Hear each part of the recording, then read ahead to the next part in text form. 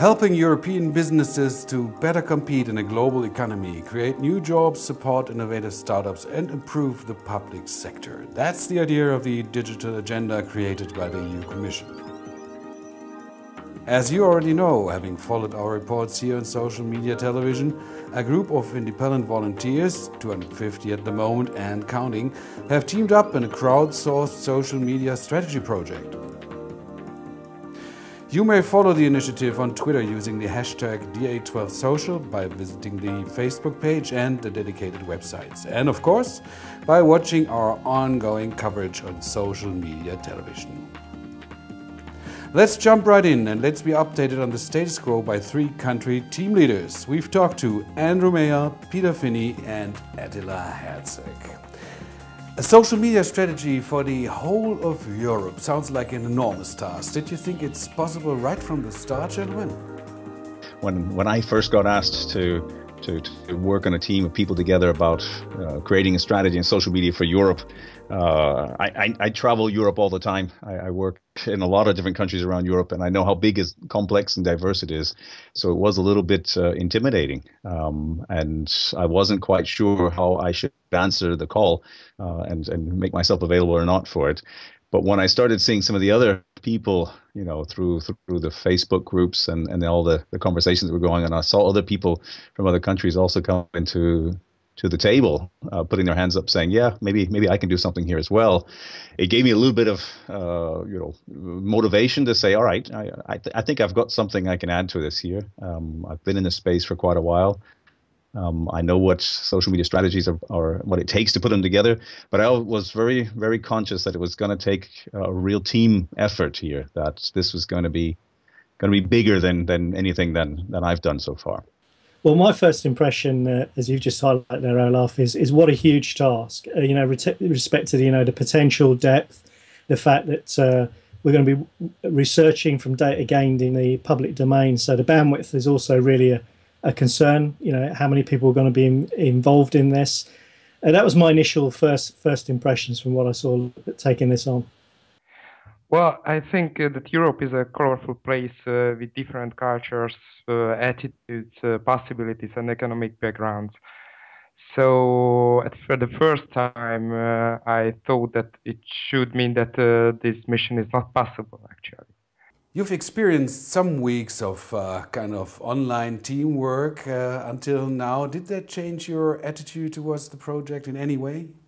Yeah, definitely. What I was amazed by is the community engagement that we've got with the DA12 social project across Europe. Over 250, 300 volunteers, all contributing really to the greater good. It's a real entrepreneurial sense. People wanting to help contribute to make things better. And really, I think by that contribution, it's really the sum of everybody's efforts is really making this possible and achievable in the time that we had, and who better to contribute than the community that's going to ultimately benefit from all of this. The first step towards the strategy was an assessment of the current situation. What did you three focus on, and was there anything surprising? Well, actually, as we started work, we found that different status of countries doesn't mean that they have no common senses. Social media exists powerful in every country. SMEs have almost the same problem from economic and from social point of view as well. So I think we should not be the same to have the same strategy for getting better in social media, and this is your task. Surprises were, and I mentioned this recently, was in the business area. Something I neglected as part of my German education, or my introduction to Germany perhaps, is to understand the role of the German so-called Mittelstand. So this idea of these small to medium-sized businesses, often privately owned businesses, and the importance that they play in the German market. I've always heard about it. It's talked about all the time, but I'd never really paid much attention to what it really is. And through the assessment, we found, the real numbers of how many of companies in Germany actually fall in that area. And what's more impressive is the percentage of the population, the working force, that's actually employed just in those types of businesses there. The result, or the next step of the assessment, was then to see, are they using social media? Are they engaging with their customers, or are they even active even in a marketing perspective? And it's very, very poor. So the result, the outcome of that portion of the assessment was actually a surprise. Not that I expected to see a lot of uptake in social media, but that it's really that poor, that there's that much of an opportunity in the businesses, small to medium-sized businesses using social media in Germany. That was kind of the first surprise that came out of it. Plus, I learned a lot about the history of the Mittelstand here in Germany, which that's always a nice thing to take away. Peter, it looks like politics in England are much more engaged in actively using, or at least commenting on social media compared to, for example, Germany. Is that correct?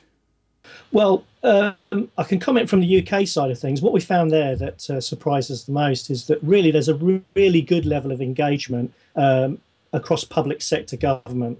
Across all the spaces and places, there's a really large engagement by the government. They're present on most of the social sites, Facebook, Twitter, YouTube, etc. But the predominant use in public sector government has really gone towards Twitter. But the other thing that's quite a striking opposite to this is that there's a notable absence of the use of social media in central government websites. It's still the traditional web front end that's available to people today, and there's definitely an opportunity to move into that area. You could say that central government use is probably 10 years behind private sector use of social media from that point of view. Attila, you're from Hungary, leading the Romanian team now, which was called Emerging Countries in the beginning. Is there any specific way of using social media in those emerging countries? Well, actually, the common point is the importance of networks. In our culture, network was always in focus.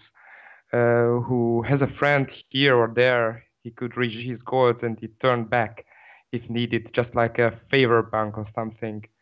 And with social media, we can adopt these cultural elements into strategy as well. Andrew, you're an American living in Germany since, I think, 20 years now. Did you encounter any specific experience that clearly showed cultural differences? Is there any German way when it comes to social media? It was so, often so quiet in the German Twitter sphere and conversations on Xing and LinkedIn and Facebook and things like that. The Germans seemed, the ones that are active in some of those places are often very comfortable working in English, so you might not even know they are German.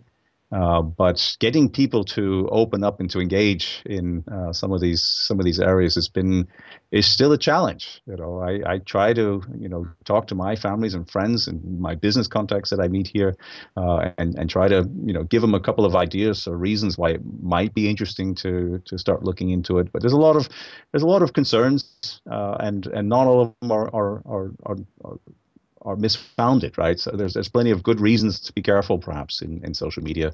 I just wish I could get some more to join me and to drive that conversation, but I'm not giving up. I think I understand the tools and the kits and the methodologies to get this rolling, and I hope through some of what we're doing here in this digital agenda activity here that we might get more and more acceptance there. Well, thank you so much, Attila. Thanks, Peter, and thanks, Andrew. We hope to hear more from you next week in Brussels, and I hope you stay tuned. See you.